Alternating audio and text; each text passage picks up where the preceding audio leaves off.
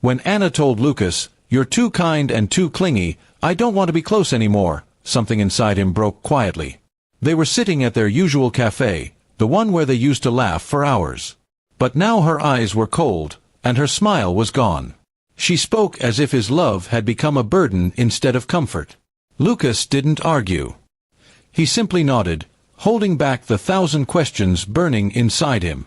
He walked home in silence, his mind replaying her words like a broken record.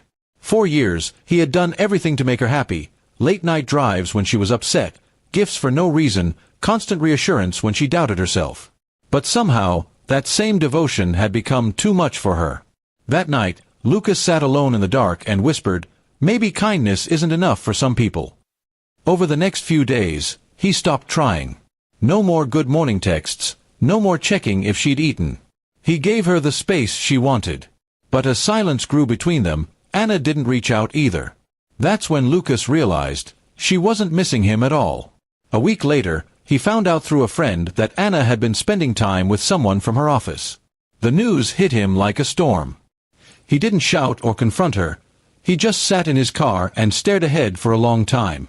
When he finally looked in the mirror, he saw a man who had given everything, and received betrayal in return. That night, when Anna came home, he didn't ask questions. He simply said, "If you're happier with him, you don't need to pretend anymore." She looked startled, then defensive. "It's not like that," she said quickly, but her eyes told the truth. Lucas didn't argue. "It's fine," he said quietly. "I'm done begging for love that doesn't want to stay." The next morning, he packed a small bag and left to stay at his brother's place. He didn't leave a note or message.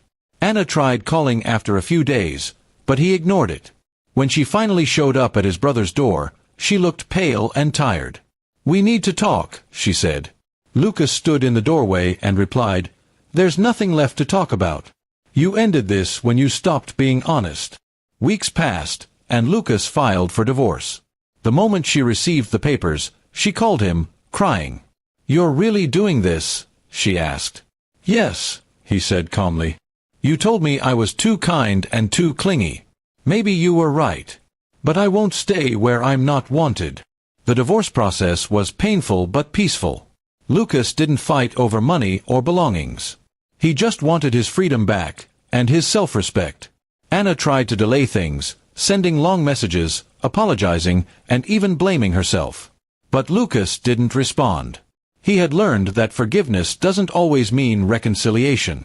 One afternoon, they met at the lawyer's office to sign the final papers. Anna's hands trembled as she picked up the pen.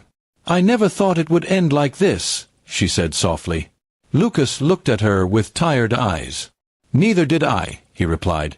"But sometimes love turns into something it shouldn't, and it's better to let it die with dignity." After signing, Lucas walked out without looking back. The air outside felt heavy but clean, as if he'd finally stepped out of a storm. For the first time in years, he didn't feel trapped by her moods, her silence, or her games. He was free. Months later, Lucas moved to a new apartment in another city. He started fresh, focusing on his art and work. People around him noticed how calm he'd become. There was still pain, yes, but there was also strength, the kind that only comes after losing everything and surviving it. One day, Anna sent him a final message, "I miss what we had.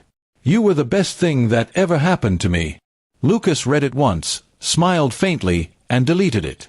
Some endings didn't need replies. That evening, he stood on his balcony, watching the sunset. He whispered to himself, "She said I was too kind. Maybe that's true. But now I'm kind to the only person who never left me, myself." And with that thought, Lucas closed the door behind him, leaving his past where it belonged. The divorce was not just the end of a marriage, it was the start of a better life, one built on peace, truth, and the strength to walk away from those who couldn't value love.